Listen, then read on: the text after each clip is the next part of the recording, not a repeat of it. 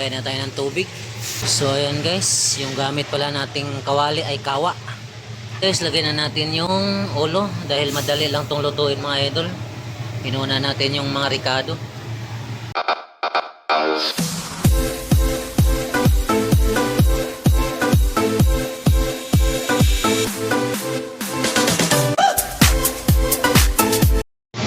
Hello guys, ang lulutuin natin ngayon ay sinigang sa miso, salmon, ulo yan. Ito yung panggisa natin, bawang, sibuyas, loyas, tsaka kamatis, sili. Yan yung miso mga idol, puti ang ginamit ko din eh. At ito naman yung ating gulay, mustasa. Tara guys, ang gisa natin. So ayan, dito may nainit na tayong mantika.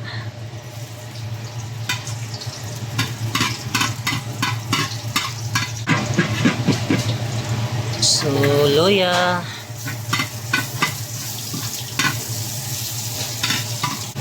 sibuyas,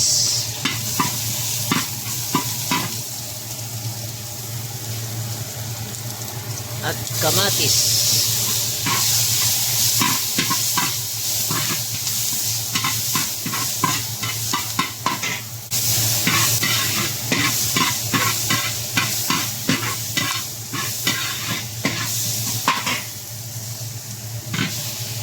So ayan guys, lagay na natin yung miso. Ayan, gisa natin.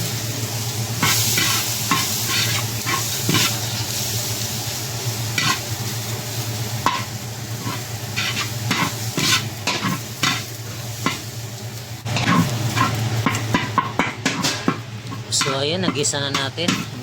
Lagay na tayo ng tubig.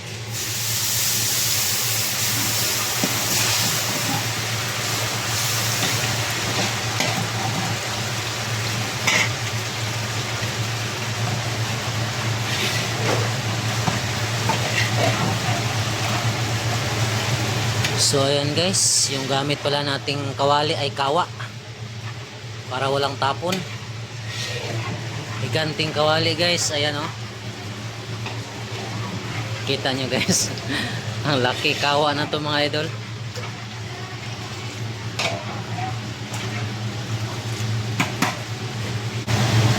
So ayan, maglagay tayo ng konting bitsin, konting asin, black pepper powder. Siyempre guys, hindi mawawala yung patis, pangpalasa.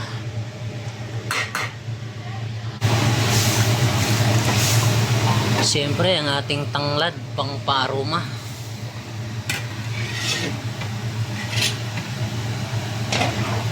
So antayin lang natin kumulo bago natin ilagay yung ulo ng salmon.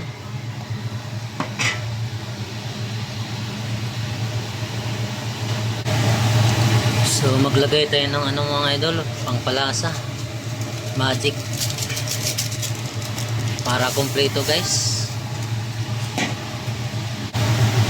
So ayan, dahil medyo matagal-tagal na tayo hindi nakapagluto ulit ng ulo ng salmon. Ito tamarin mga idol, pangpaasim. Lagay tayo ng 2 kutsara.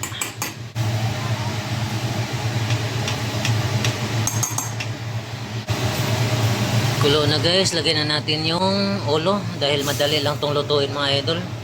Inuna natin yung mga ricado.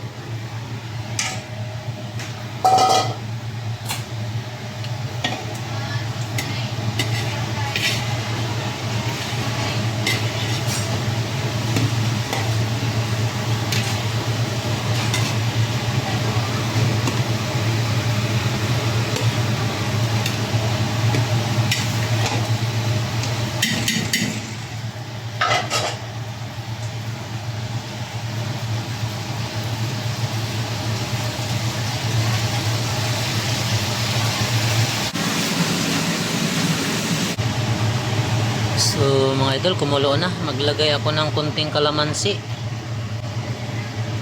Yan, para mawala yung lansa ng isda.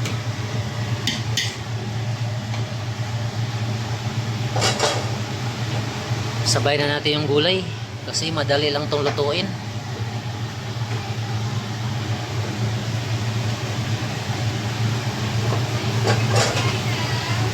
mustasa.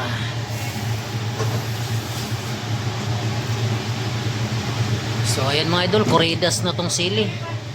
Yan, siling haba.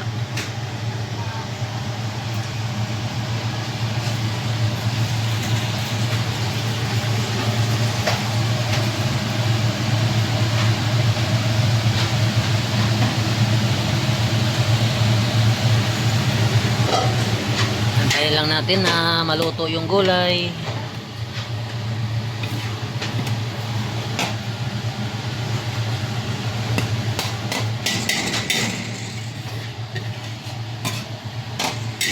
Tikpan na natin guys. Tiplado na to.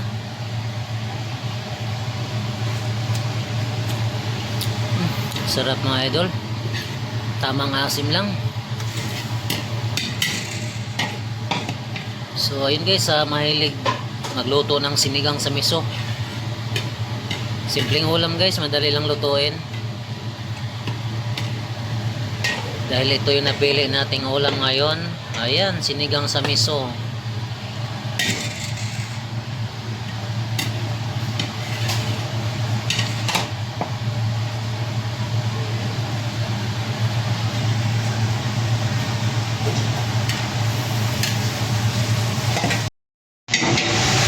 So ayan na mga idol, luto na. Sandukin na natin.